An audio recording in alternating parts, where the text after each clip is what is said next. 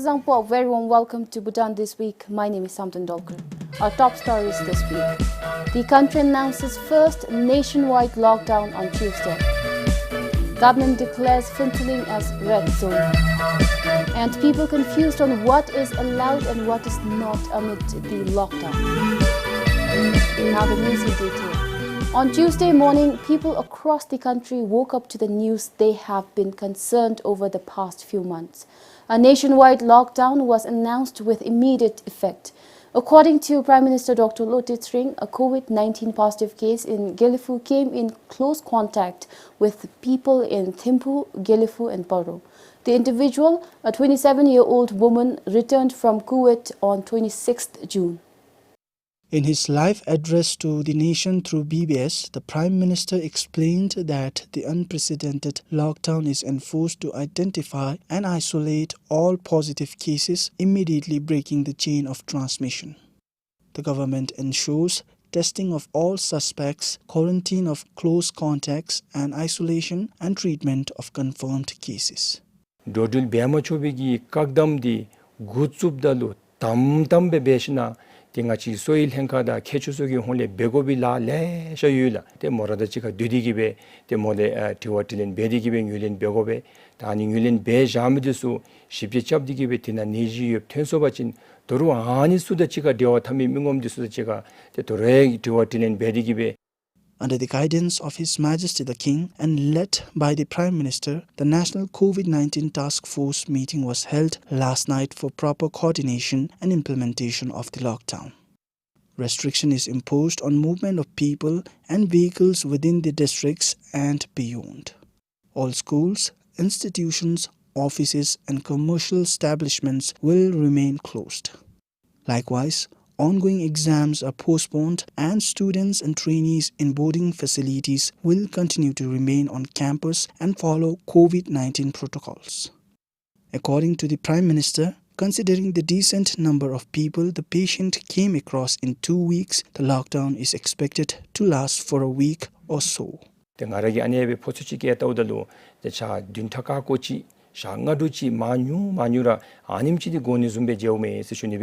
다니기 난퀴날레 다시 슈도 준비 땡아치기 답마디기 디네캅디순 가하레 해말레 할람지 잉아치기 포세바자이 답마디우디 가지라 베룽아치기 퇴미주 가데 다타 중기 세옹 세미디 주팅기 톨레 땡아치기 록지 찹르베옹 세슈니비나.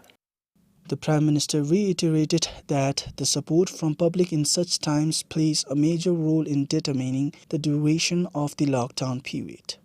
They request everyone to strictly follow essential information on lockdown. As of now, Bhutan reported a total of 113 confirmed COVID-19 cases, of which 97 are declared recovered.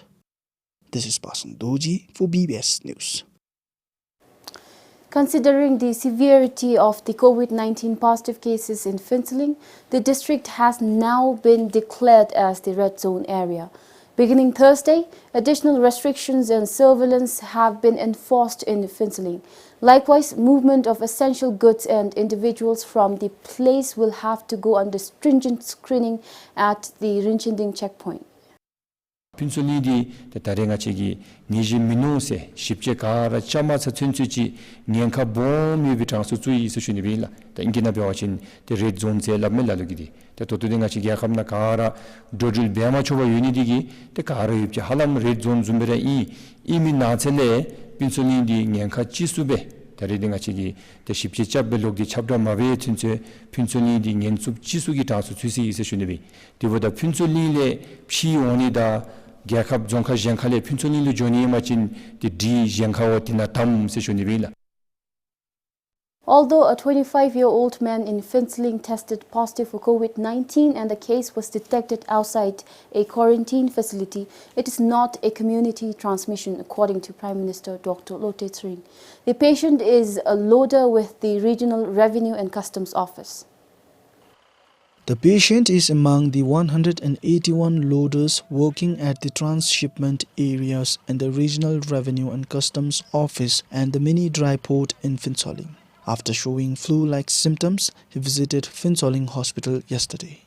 Zamling soi kechogi digidira tumachin di midena niji yubigi de lojurigi tasudi mitsu yuse shunibi kachimsawachin denjura ngache khong chachablu niji topnigi ngenka duuse ngenka yobachin katele topni moose ani yunidigira khong chachab bechomachob lesha yumidi anila di totogi ngachegi bewachin di ko niji di ge khapchikale omigi tasu tsu yuse shunibila ani walitin local transmission gi tasu mitsu yuse dilen minale the cluster screen is beanga seme tididi the soigi kecho suda soil henka lumudi chomori genkura ting seshuni bila. The loaders, since the first week of June, are kept separately in one of the schools as a safety protocol. Sources say while loading and unloading processes, strict safety protocols are followed and do not come in contact with Indian drivers delivering the goods. Police, DSUPs, Bafra and customs officials monitor them. A separate bus with 2 drivers is also arranged to pick and drop the workers. According to one of the drivers, the bus is partitioned and the driver has no contact with the loaders. However, for now, both the drivers are quarantined. At the same time, during a press briefing yesterday, the Prime Minister shared that the government plans to ascertain the evidence of possible local transmission of the virus in the country after the Gelifu case. A 27-year-old woman in Gelifu tested positive on Monday and had come in close contact with people in Thimphu, Gelifu and Paro. Mo neji yedigibe gekam na omime modab shemi duslu mogi neji di pepe on segi te tulu tokwa jedigbe chala tebe zedo sishunibi yana mo neji meba neji di ngachi midena lebe mogi top mena se dani ngachi ki chapado sishunibi la dani tani ki tunlu bewachin te mojo su sagona gi shipchidi chauchin de lebe ngachi midena le ngachara representative samples lendigibe ngachiri midena neji ti menugata nigi ta lerimchi gutudo seshunibi. For the purpose, the Health Ministry will stratify the communities the patient visited and conduct a clustered survey. We are going to stratify the community into high risk, low risk, medium risk, and then from there take a representative sampling and do a RT-PCR test on these samplings. So then that will give us a clear picture of what is the pulse of the epidemic in that community. As of this afternoon, according to the Health Ministry, all 137 primary contacts of the 27-year-old woman tested negative on the PCR test, except for 14 individuals whose results are still pending. 55 of them are under facility quarantine and the remaining on strict home quarantine. Currently, there are 116 confirmed COVID-19 cases in the country, with 3 new cases detected in the last 24 hours. With additional information from Sonam Banjo in Phinsoling, this is Pasang Doji for BBS News. As soon as the Thimphu District Administration announced assistance for stranded people in the district on Thursday, around 2,500 individuals registered seeking outbound movement to other districts. They are stranded in the capital since the national lockdown came into force on Tuesday. The district administration started registering people stranded in Thimphu from this morning. And by 6 p.m., 2,446 individuals had registered. They are mostly students, farmers, laborers, monks and businessmen from across the country. Although the number of stranded population in the capital is listed, the district administration will have to wait for the government's permission to allow outbound travel. Numkore de sakana devi numkorna rangi numpana wahi semidiso lalu chitaila te lalu ane kap demi alu mekhe yuben semiso nep tawomi nga nep kyawa joyi semiso ansutain se chunibi dansu rahum phei nga chigi nimrena tando se chunibi la te lalu tamme lalu metame semidi chi te mise mangi thukhalu dena dajipsu gi thukhalu e rangamisu ta ramagamisu ja rangi ngoshi midisuta ngomashi midisu jajabdi chale men sechunibi. In the meantime, in Bhutan, 5 trucks and 4 light vehicles were allowed to leave the district today. The vehicles, stranded since the lockdown enforcement, were initially given the permission at 6 a.m. and were called back. The vehicles then left at 9 a.m. With different executive orders from different coordinating bodies, officials in Bhutan said they are quite confused in implementing the orders. Similarly, yesterday, Punakha District Administration facilitated and sent home 21 individuals stranded in the district. 핀순이니 야오 미디 도토베 와칭 아치라마 카본 디체크 포스널로 이놈코리 입자 할람 딘주딘 지리지마 사디 유일라 아니 피도지라 따마수 세슈니비 아니딩 아치기 잭점니기 짜체디수 단디 조 콩차첩 잭접 니지 미누세 마휘 주정 아치기 미당 세슈니비라. The Prime Minister added the movements of vehicles is restricted mainly to prevent the community spread of COVID-19. However, it will be eased based on travel urgency. Singishizom for BBS News. People welcomed the nationwide lockdown to prevent the spread of the virus. It is the first thing that matters now, but confusions are rife on what is allowed and what is not. While enforcement agencies are strict with the rules, people ask about the levels of restrictions. Streets are deserted. Everyone is indoor except for the frontline workers. The Prime Minister requested the public to stay wherever they are as of now. 이칼라바 베와진 랑기 사츠시나 라베니 랑기 싱칼라베니 디소 데 탑나메스미 마디우미 세슈니비 미 제메데치가 되어 탑니 라브 굽디기베 라코 디디기베 데 라가처럼 루카루카베 라베니 버지 고급 미라 데 랑기 노초니 랑기 사츠시나 라베니 디소 베라바디 데 키미 세슈니비 키미스도 라카가 베숍데세 톰카시에 주숍데세 제미기 싱칼라베오 주숍데세 노니메 데베디멘 세슈니비 데 슈알라루치 타레 데상이 샤무다 시세 샤무기 뒤체이 투아 샤무 투아 주초가 슬라메 테메 데랑기 친날레 이컬레 튠 나스나 샤무 투샤와디 키미 세슈니베라 또다 샤무 투바베 톰카 쪼마오마친 디체미초 세슈니베. People can also move out for emergency medical services if ambulances are engaged.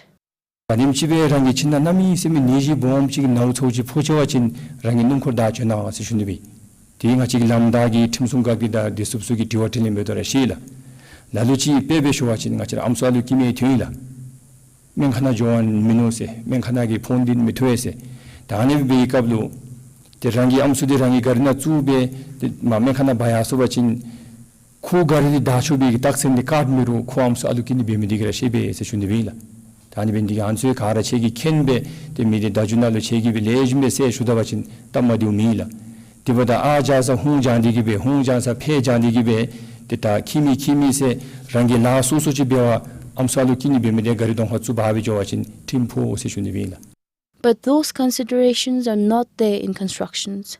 The Prime Minister clarified that the lack of clear directives for this lockdown is due to the lack of knowledge about the virus.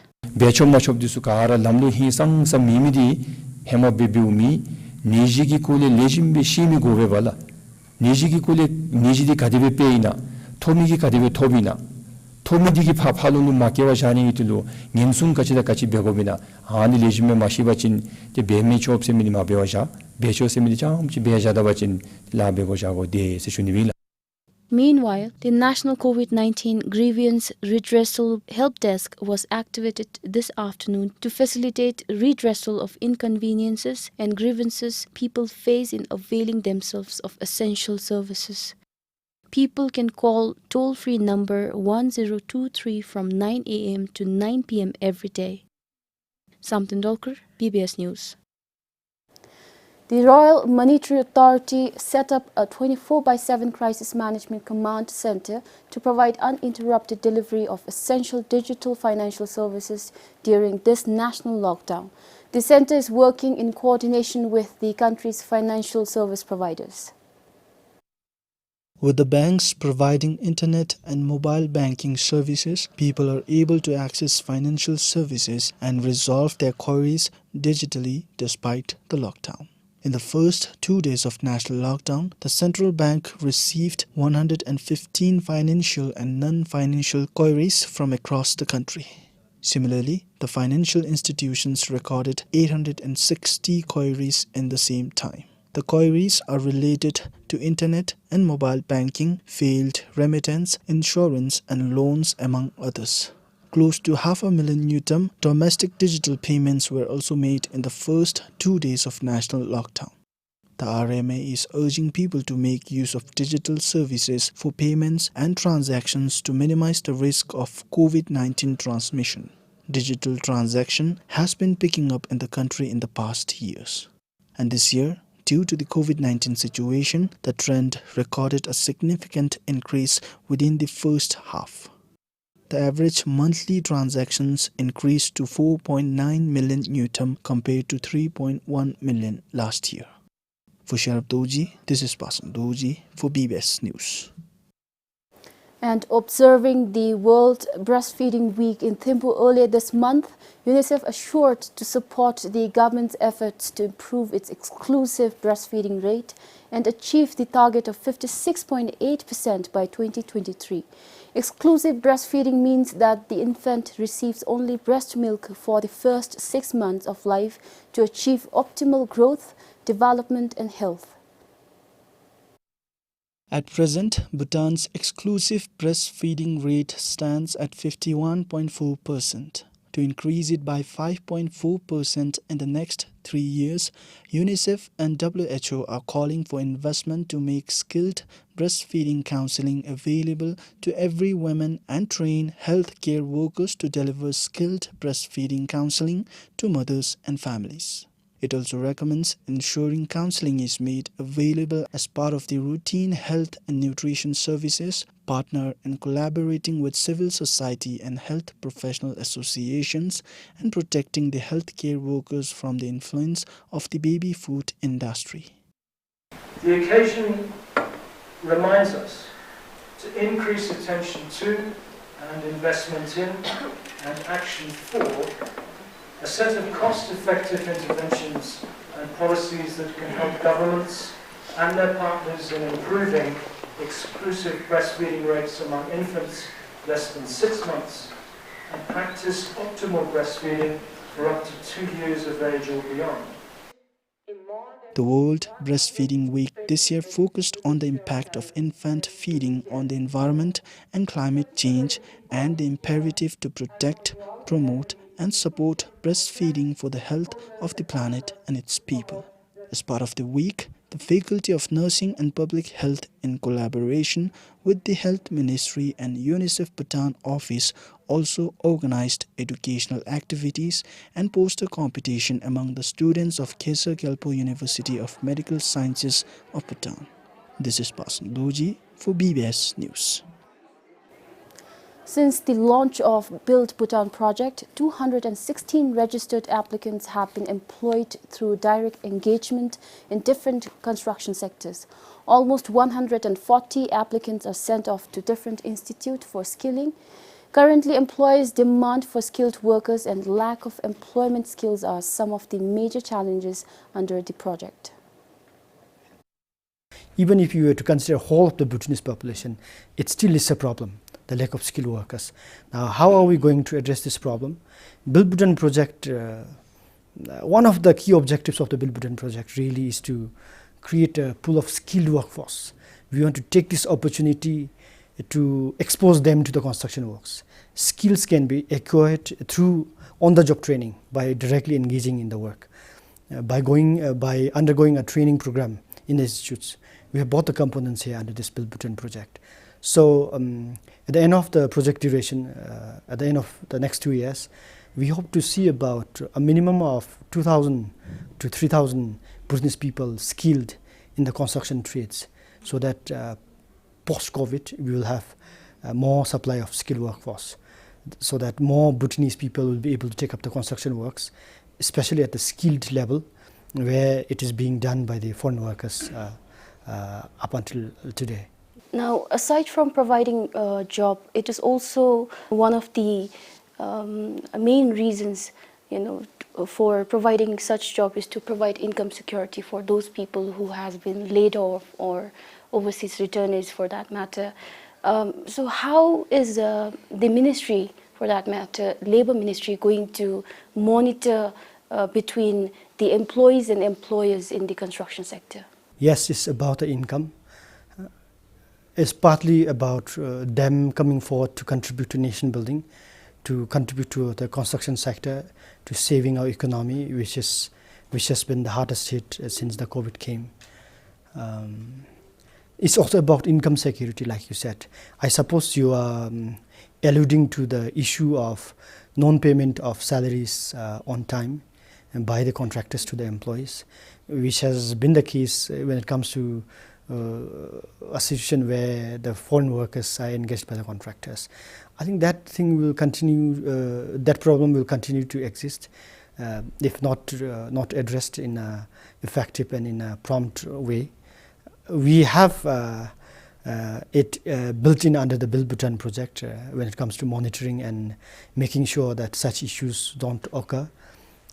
The contractors are required to maintain a logbook and attendance and submit that report on a monthly basis to the project management unit under the ministry, under which they will have to tell us, report us on the payment made, on the issues that are on the ground, and if they have not made the payment, if we get complaints from the workers, we will immediately act on it.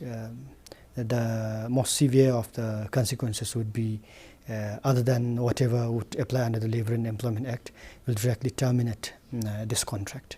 So this non-payment will not happen, go on for months. We will be able to detect it right in the first month. Yes. But it is not really about the project making it very difficult for the contractors. We have interacted with many hundreds of contractors over the past few months, and all of them are very, very cooperative, very forthcoming. And I personally don't see that as a problem from the kind of feel that I have got or felt after interacting with them. So this should not really be a problem for the contractors. After the launch of Build Bhutan project, we are pretty sure that there are going to be many more skilled workforce in our country. We can produce our own people to work for construction sector. But post-COVID, when the gates are open, we are also pretty sure that construction sector employers might bring in foreign workers. So, is there going to be any kind of restrictions by the government that no, we should limit foreign workers to this many numbers? If there are skilled, adequate supply of skilled workers, we don't have to bring in the foreign workers in that number that we require, at least not in the skilled category. So we'll probably go for the unskilled category. We always have the advantage of having workers from across the border come to our country in numbers that we need. So that will continue, but things will never be the same. There will be some restriction, especially if there are adequate supply. Why continue bringing in the skilled workers from across the border? Well, that's all we have for this week. Thank you so much for joining us. Please stay home, stay safe.